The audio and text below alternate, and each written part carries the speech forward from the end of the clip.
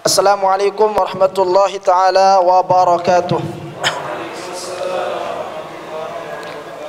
Alhamdulillahi rabbil alamin. Walhamdulillahilladzi bi ni'matihi tatimmu shalihat. Asyhadu an la ilaha illallah wahdahu la syarika lahul karimul jawad. Wa asyhadu anna sayyidina Muhammadan abduhu wa rasuluhul mawsuf bi khairil ibad. Allahumma salli wa sallim ala sayyidina Muhammadin wa ala alihi wa ashabihi wa man tabi'ahum bi ihsanin ila yaumil ma'ad, amma ba'du. Pertama, saya mengajak kepada kita semua untuk bersyukur atas karunia yang Allah masih berikan kepada kita. Semua kita masih sehat, ya. Semua kita masih sempurna anggota tubuhnya, dan alhamdulillah tidak ada satu di antara kita yang hadir ke masjid ini digotong dengan ambulan, nggak ada. Ya, nggak ada di antara kita yang hadir di tempat ini yang terinfeksi penyakit maskeran. Ya. Namun alhamdulillah kita semua yang hadir di tempat ini, Allah berikan kita kesehatan, Allah masih berikan kita kesempatan. Hanya saja bagaimana kita mampu memanfaatkan semua nikmat itu untuk menggapai ridhonya. Yang kedua, salawat, ya, dan salam semoga senantiasa tercurah kepada qudwah kita baginda Rasulullah sallallahu alaihi wasallam. Hadratul muhtaramin rahimakumullah, sebelum kita masuk, ya, ke dalam pembahasan at-taharah. Jadi fikih itu kita hanya berbicara tentang hukum saja. Ya. Apa hukum yang akan kita bahas dalam kajian fikih? Yang pertama, wajib. Ya, wajib. Yang kedua, sunnah.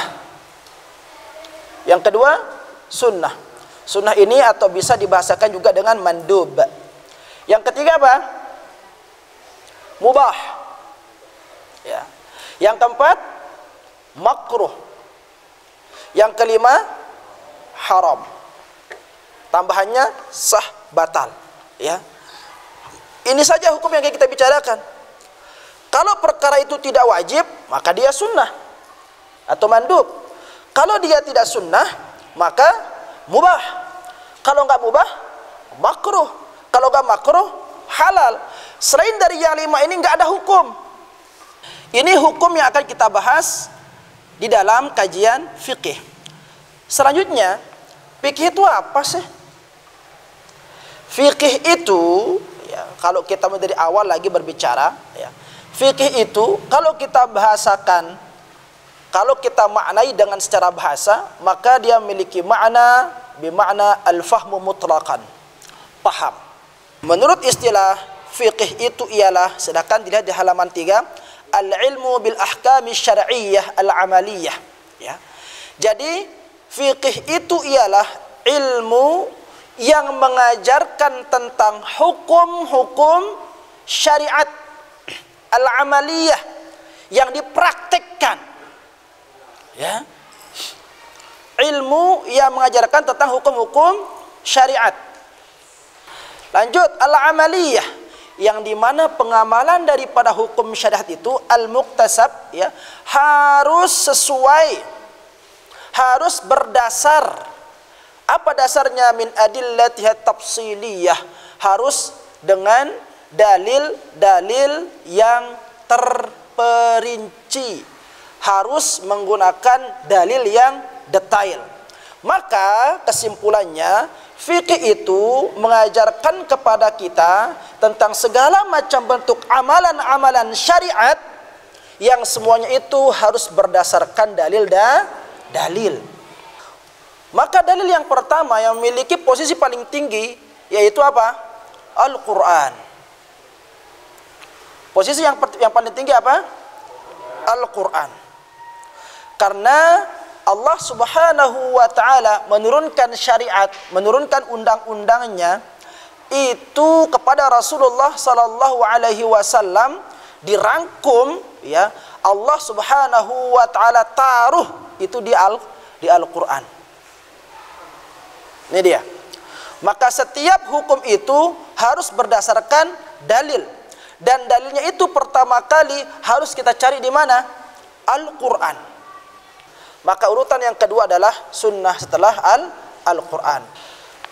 Ketika suatu permasalahan kita tidak temukan dalam Al-Quran, ya, lalu kita cari dalam sunnah atau hadis-hadis Rasul, dan kita tidak temukan dalam sunnah Rasul, maka yang ketiga yang menjadi landasan dalilnya ialah apa? Apa? Qiyas. Qiyas itu apa sih?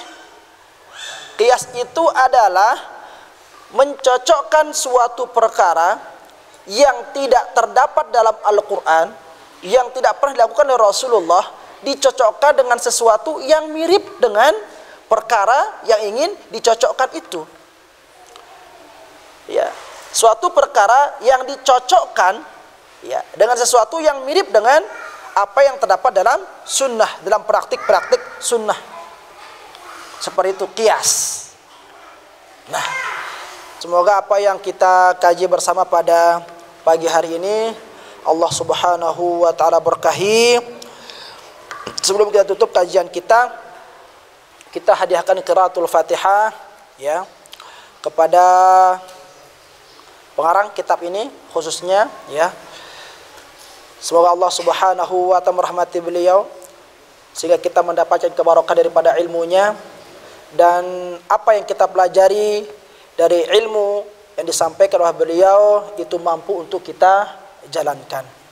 Yang kedua, kita memohon kepada Allah Subhanahu wa taala semoga kita semua yang hadir di tempat ini Allah Subhanahu wa taala berikan kita keistiqamahan di dalam menjalankan ketaatan sehingga kita termasuk di antara hamba-hamba Allah yang dipilih sebagai hamba-hambanya yang akan mendapatkan kebahagiaan.